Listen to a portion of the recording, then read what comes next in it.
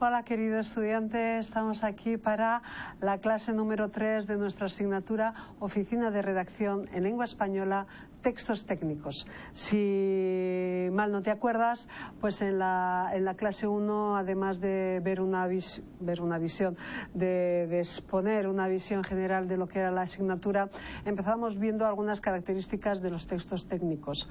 Ya en la clase 2 vimos algunas características de lo que es el párrafo, esa unidad dentro del texto. Pues bueno, en esta clase 3 vamos a seguir viendo algunas características sobre el párrafo. Vamos a seguir hablando sobre el párrafo. ¿De acuerdo? Pues vamos allá. Entonces, ¿cuáles son? El título de nuestra clase es Selección de informaciones relevantes a nivel del párrafo. ¿Cuáles son esas informaciones relevantes en el párrafo? ¿Cuáles son los objetivos de esta clase? Pues estudiar los procedimientos del desarrollo de un párrafo con unidad y coherencia, describir recomendaciones de la estructuración de ideas en un párrafo normal y discutir los conceptos de intertextualidad y contexto. Presentar qué se entiende por intertextualidad, por contexto, que van a estar dentro de lo que es un párrafo. Pues vamos allá. Entonces, empezamos con unas pequeñas preguntas. ¿Cómo se desarrolla un párrafo? ¿Qué procedimientos se deben tomar a la hora del desarrollo de un párrafo con unidad y coherencia? ¿Qué se entiende por contexto y por intertextualidad? ¿Son necesarios estos conceptos de contexto e intertextualidad dentro de un texto académico? Bueno, pues esperemos poder ir respondiendo que después al final de la clase estas preguntas que hemos lanzado aquí al principio pues hayan sido respondidas. Entonces, vamos allá. ¿Cuál es el desarrollo? ¿Cómo se desarrolla un párrafo? Desarrollo del párrafo. Ya hablamos en la clase anterior que, bueno, pues como todo texto hay un inicio, un desarrollo y una conclusión. Bueno, pues el desarrollo del párrafo, pues es lo que decíamos, es la explicación o explanación de la idea principal introducida, de aquella oración temática. ¿Te acuerdas que comentábamos en la clase anterior? Pues bueno, desarrollando esa oración temática vamos a desarrollar el párrafo. Hay varios procedimientos, hay varias formas de desarrollar esa idea principal. Ese desarrollo de esa idea principal va a venir a partir se va a realizar a partir de las ideas secundarias. ¿De acuerdo? Dependiendo del tipo de la finalidad que tengamos de la exposición. Vamos a desarrollarlo de una forma o de otra. De todas formas, lo que hace falta es fundamentar de manera clara las ideas que se exponen o se defienden por medio de diferentes recursos, como enumeración, comparación, contraste, analogía. Son estos los temas que vamos a ver. Analogía, análisis de causa, ejemplificaciones. ¿Cómo desarrollar? Pues puedo desarrollar un párrafo a partir de enumeración, a partir de comparación, a partir de contrastes, a partir de analogías, de definiciones, de análisis de causa, de ejemplificaciones y otros. No son todos los que vamos a, o sea, hay más de los que vamos a ver algunos, solo los más comunes, los principales, pero hay más tipos de formas de desarrollar el párrafo. ¿Qué es enumeración? Bueno, pues como su propio nombre indica, la enumeración es cuando en la oración temática se enumeran o mencionan los aspectos que se van a tratar en el párrafo, Su finalidad es fundamentalmente jerarquizar las ideas que se van a exponer. Enumeración. Vimos en la clase anterior, pues creo que hay dos tipos de políticos, los de la academia y y la práctica. Y entonces los de academia y práctica, pues eso, es una enumeración, academia y práctica. Y luego vamos a desarrollarlo, y desarrollamos el párrafo a partir de esa oración temática que me han dicho por división. Aquí, por ejemplo, tenemos otro ejemplo. Tenemos otro ejemplo. Una computadora digital para fines generales consta de las siguientes partes: mecanismos de entrada, una memoria, una unidad aritmética, una unidad de control y mecanismos de salida o respuesta. Esta de aquí es la oración temática y, como te has dado cuenta, ha enunciado 1, 2, 3, 4, 5 elementos que componen la computadora digital. ¿Qué es lo que va a hacer después para desarrollar el párrafo? Pues de alguna forma hablar de cada uno de estos componentes. Pues los mecanismos: 1, mecanismos de entrada, suministran tal; 2, la memoria, un núcleo de almacenamiento; luego 3, cada uno una oración; 3, una unidad aritmética que soluciona el problema; unidad de control, que es la unidad de control; y por fin los mecanismos de 3, 4, 5. 1, 2, 3, 4, 5. Me he perdido alguno en medio, pero si en cualquier caso, pues hemos puesto los temas, las partes que componen una computadora digital, y luego para desarrollar el párrafo, pues vamos trabajando cada uno de ellos. ¿De acuerdo? Esto es fácil de entender, este tipo de desarrollo de párrafo. Bueno, otra posibilidad de desarrollar un párrafo es por comparación y contraste. Comparación y contraste. Puede parecer que al principio puede parecer que es lo mismo que el anterior, enumeración y tal, pero tiene algunas diferencias, porque consiste en la expresión de semejanzas o diferencias que existen entre dos objetos o más, y la manera de contrastar se puede dar tanto por las diferencias como por el paralelo, la similitud. Por ejemplo, Cartagena y Bogotá son dos ciudades colombianas. Sí, aquí puede decir, bueno, pero no estoy diciendo primero hablar de Cartagena y luego de Bogotá. Sí, pero lo que estoy hablando de Cartagena y de Bogotá lo estoy hablando de alguna forma contraponiéndolo a lo que digo de la otra. Estoy haciendo una comparación. Cartagena y Bogotá son dos ciudades. La primera está ubicada en la costa atlántica, sobre el nivel del mar, posee un clima tropical, tiene un gran atractivo turístico y hermosas playas. Ya la segunda está sobre la cordillera. ¿Veis cómo hay un contraste? La primera en el mar, la segunda en la cordillera. Una está a nivel de mar, el otro está a 2.700 metros. Tiene un clima refrescado por la brisa marina. Ya la segunda tiene una temperatura aproximada de 17 grados. Tiene un gran atractivo turístico por las playas, y en ella se mezclan los atractivos coloniales. Si ves, hay una estructura paralela, tanto para hablar de la una como para la otra. ¿Para qué? Para que podamos comparar. Cartagena está en la playa, Bogotá está en la cordillera. Cartagena a nivel de mar, Bogotá está a 2.700 metros. Cartagena tiene un clima tropical refrescado por una brisa marina. Bogotá tiene una temperatura aproximada de 17 grados. Cartagena tiene estos atractivos turísticos, mientras que Bogotá tiene estos otros. Como ves, lo que puede parecer que es una enumeración, luego en realidad lo que estoy haciendo es comparando y contrastando pues dos elementos. ¿De acuerdo? Pues este es otro tipo de desarrollo de párrafo.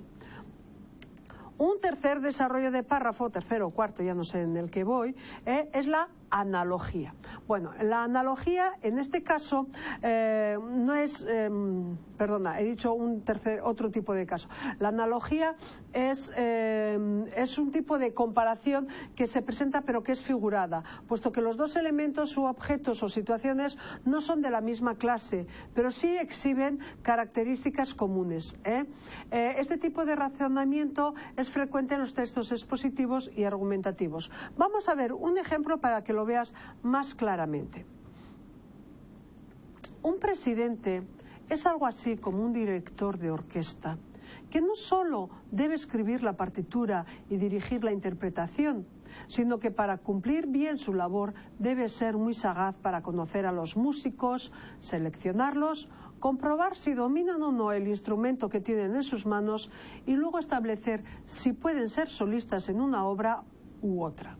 No basta entonces que el presidente sea capaz de reunir músicos a base del halago de ingresar a la orquesta, porque en el caso de que no tenga las condiciones para entendérselas con una buena partitura o acepte, por falta del buen criterio musical, que cada músico toque por su cuenta, pues el fracaso de la orquesta será estruendoso. Al público no le bastará que el director llene de músicos mediocres el escenario o inclusive de buenos músicos, pero con una partitura floja, porque el director no puede ir más allá de los valses de Strauss.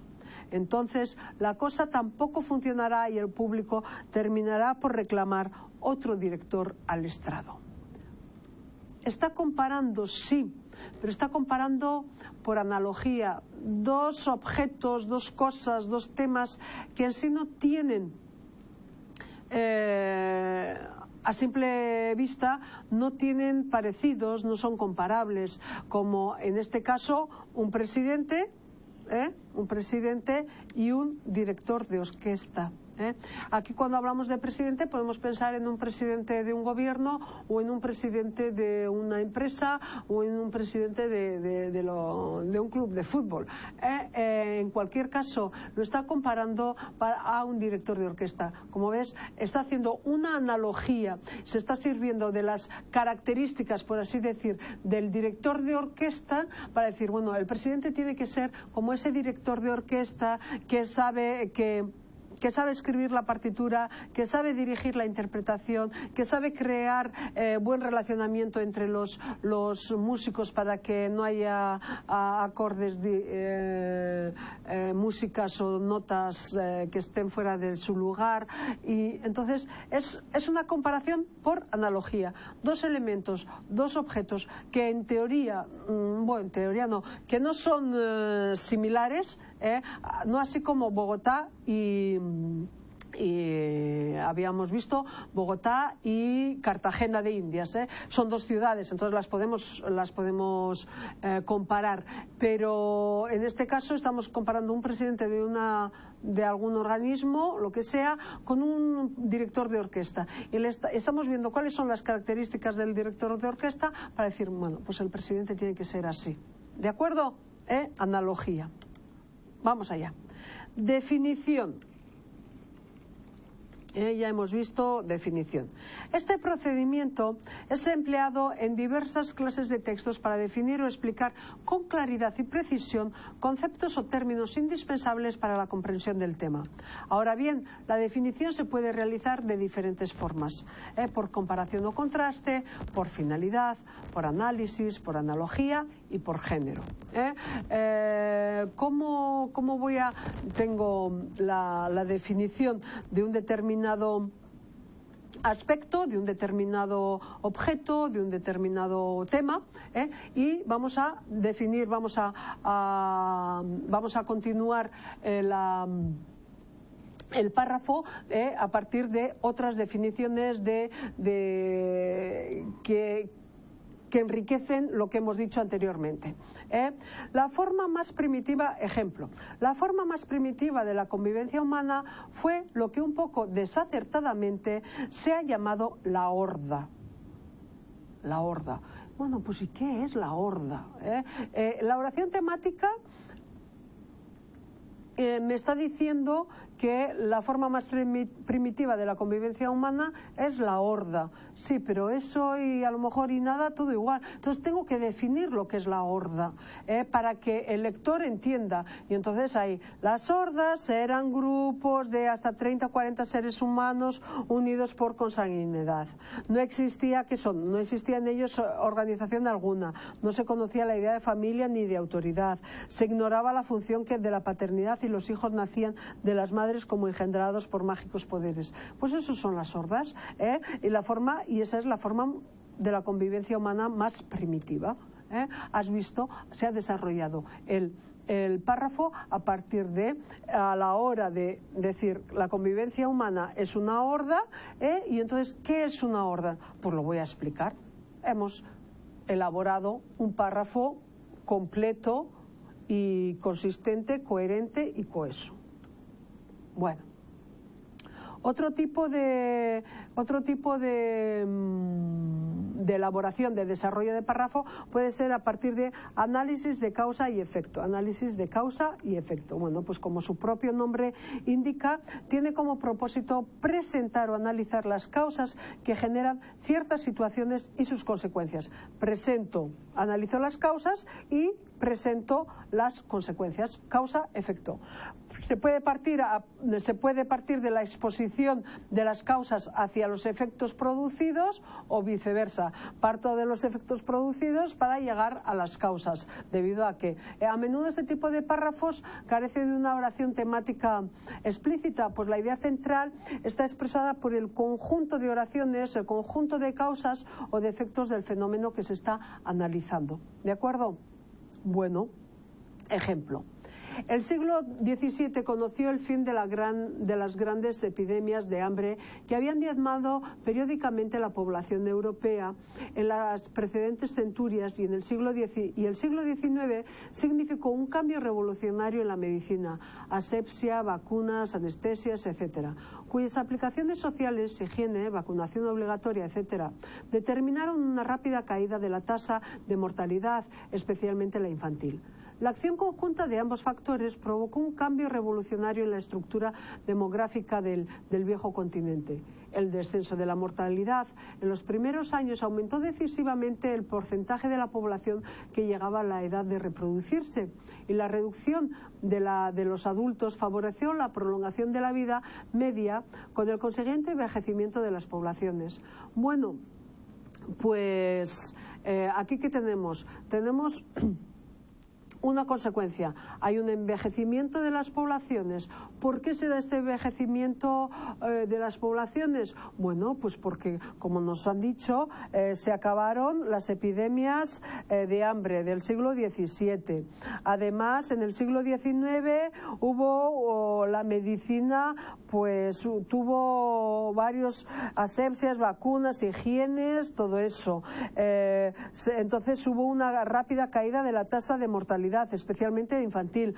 Como cayó la mortalidad infantil, pues entonces cada vez había más población que llegaba a la edad de reproducirse y a los adultos, y por lo tanto el consiguiente envejecimiento de las poblaciones. Como has visto, pues tenemos un efecto, un envejecimiento de las poblaciones, y están explicando el porqué de ese envejecimiento. Pues porque en el siglo XVII tal, porque en el siglo XVIII tal, en el siglo XIX lo otro. Cada vez se vivía más, se crecía, se llegaba a la edad de reproducirse y había más. Bueno, pues eso, esa causa y efecto.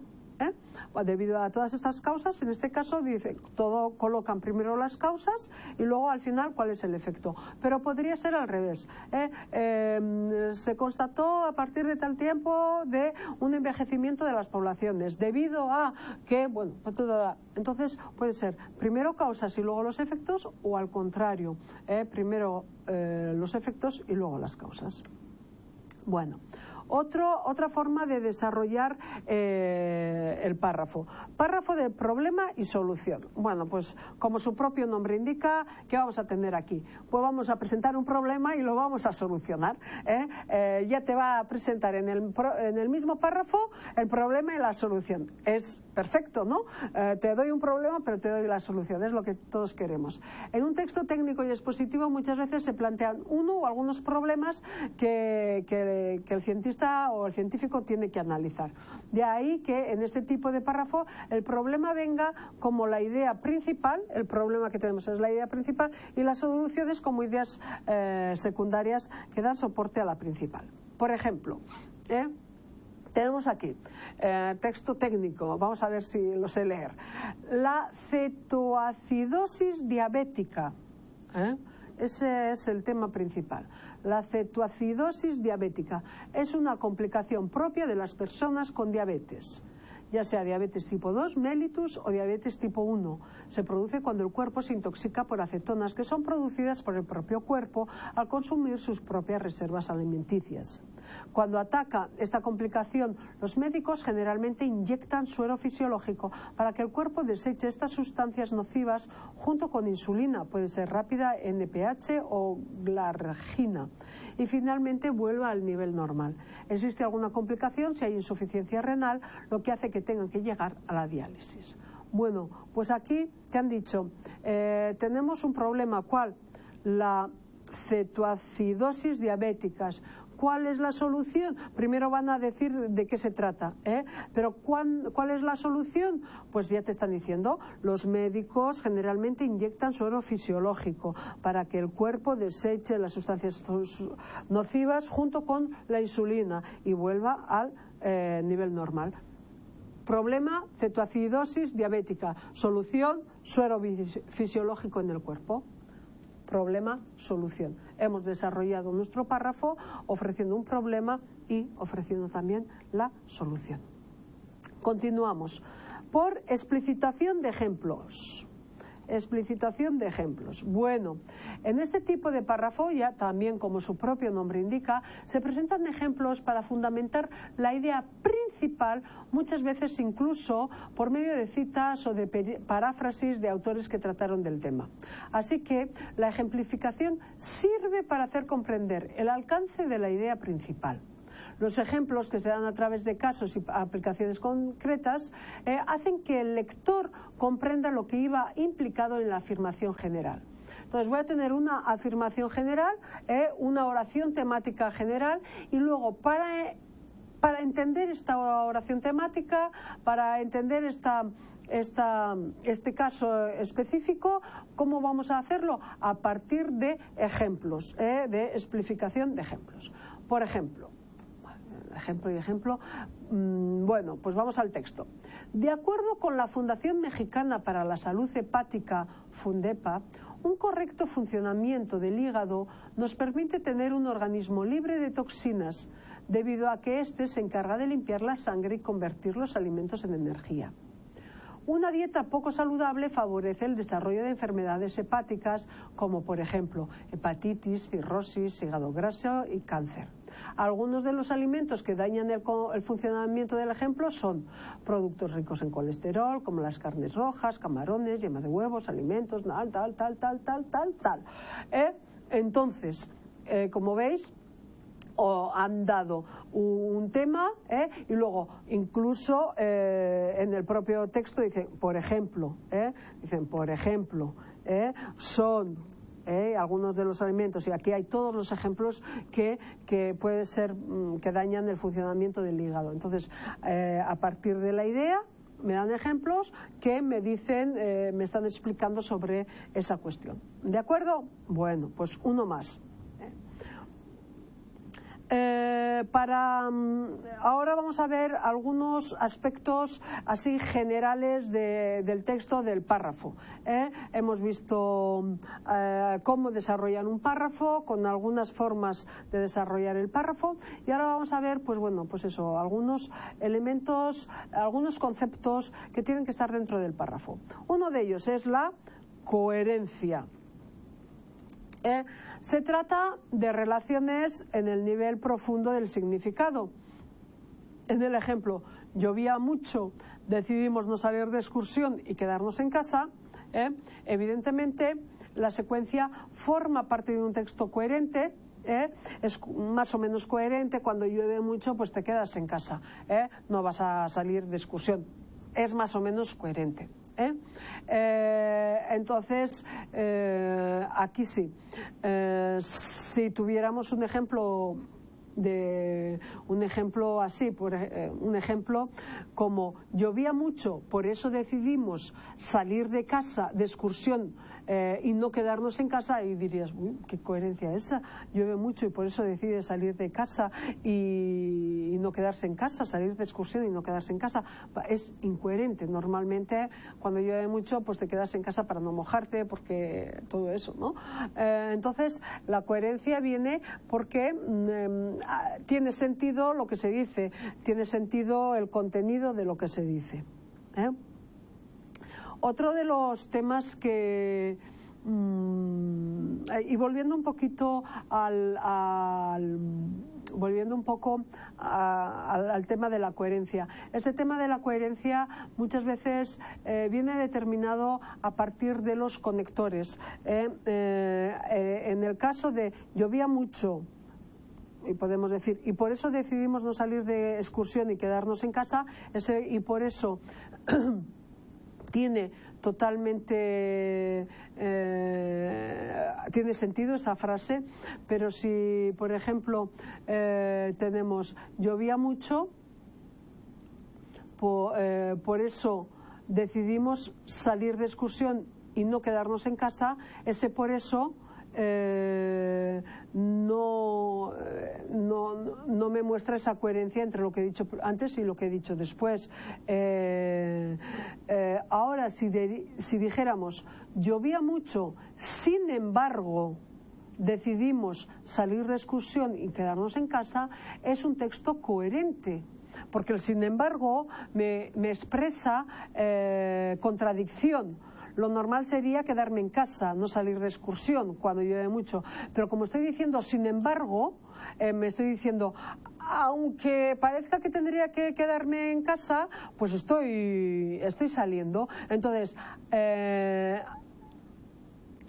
con esa misma frase, con el por eso, no tendría significado, no sería coherente, pero con el sin embargo, llovía mucho, sin embargo decidimos salir de excursión y quedarnos en casa, pues entonces es coherente, ¿de acuerdo? Entonces, muchas veces en la cuestión de la coherencia o incoherencia viene determinada por los conectores que utilizamos para juntar los diferentes elementos de la frase. ¿De acuerdo? Ahora sí, seguimos con la intertextualidad. ¿Qué es intertextualidad? Ya lo hemos visto antes, ya lo sabes. La intertextualidad es la relación que en nuestro texto tiene con otros textos. Textos que pueden ser orales o escritos, contemporáneos o históricos. Son, pues eso, las citas, las paráfrasis de otros textos que me van a ayudar en la comprensión del discurso, ayudar en la comprensión y me van a dar soporte para lo que estoy afirmando o negando, pues la intertextualidad. En los textos técnicos académicos, a diferencia de los literarios, en estos casos de citas y tal, hay más citas, hay más paráfrasis. ¿De acuerdo? Bueno, pues seguimos.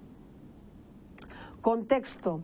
¿Qué se entiende por contexto? Bueno, es el conjunto de factores extralingüísticos que condicionan tanto la producción de un enunciado como su significado.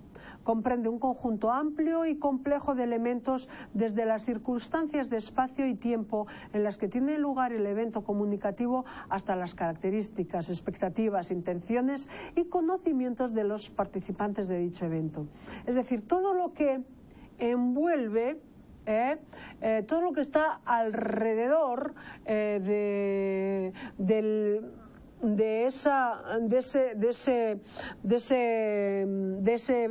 texto. Pues, ¿qué se está esperando? ¿Qué se espera del texto? ¿Para quién está siendo escrito? ¿En qué momento se está escribiendo? Bueno, pues todo ese contexto que va a hacer que mi texto sea relevante o no. ¿De acuerdo? Seguimos. Algunas recomendaciones más para una buena estructuración de ideas en un párrafo. Recomendaciones a lo largo de estas clases te hemos ido dando algunos consejos, recomendaciones para una buena elaboración de un párrafo, de un buen texto, pues algunas más. Bueno, primera, introduce siempre que sea posible, la oración principal de una manera explícita. Si es posible, hemos dicho que no siempre es necesario, pero si puedes una oración temática y si es al principio, mejor todavía, que sea explícito, que sea al principio, ¿de acuerdo? Evita redundancia y detalles que son dispensables. Muchas veces en los párrafos se leen algunos párrafos que es una idea y luego vuelve y luego lo mismo y más veces. No. Evita redundancias, evita detalles que piensas que no son tan necesarios, ¿de acuerdo? Pon cada idea importante en párrafos distintos. Bueno, pues voy a hablar de tal, pues esta es la idea de este párrafo. Luego voy a hablar de ese mismo tema, pero otra idea principal, otro párrafo y otro párrafo, no todo junto, porque eso realmente no da claridad, no da claridad para la lectura y para la comprensión. 4. No desarrolles la idea dominante en párrafos distintos. Las ideas secundarias de la idea dominante van en un párrafo. Luego hay otra idea dominante, otro párrafo, y así sucesivamente. Evita periodos largos. Es mejor frases cortas. A veces no sabes dónde empieza, dónde acaba, quién es el sujeto, quién es el complemento, te pierdes. Entonces, haz frases cortas. Evita ideas incoherentes. Y evita la falta de cohesión, evidentemente, y de coherencia, claro. Pues bueno, con esto hemos terminado la clase número 3. Vamos a la actividad, a la actividad de nuestra clase. En la actividad de nuestra clase vamos a ver, te coloco unos párrafos y la pregunta es, ¿qué tipo de párrafo tenemos? ¿Qué tipos de párrafos son? La primera. A continuación hablaremos de los microestados europeos. 1. Andorra. 2. Liechtenstein. 3. San Marino. 4. Mónaco. 5. El Vaticano. Empecemos por Andorra. Y ahí va. ¿De acuerdo? ¿Qué tipo de párrafo es?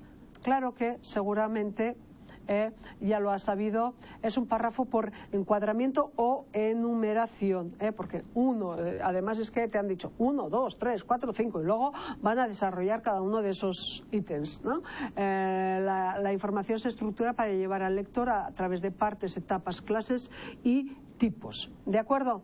Entonces por enumeración. Muy bien, un ejemplo más. Una de las diferencias más importantes en el proceso evolutivo del hombre estriba en los medios de subsistencia y alimentación. Durante el Paleolítico, los hombres vivían de la caza, que era responsabilidad de los hombres, y de la recolección de frutos y granos. El Neolítico, por el contrario, empieza cuando los hombres se convierten en agricultores y ganaderos y aprenden a obtener sus alimentos mediante el cultivo de la tierra y la domesticación de algunos animales. ¿De acuerdo? Punto. Tenemos ahí un párrafo. ¿Qué tipo de párrafo tenemos? Pues es evidentemente un párrafo por comparación o contraste.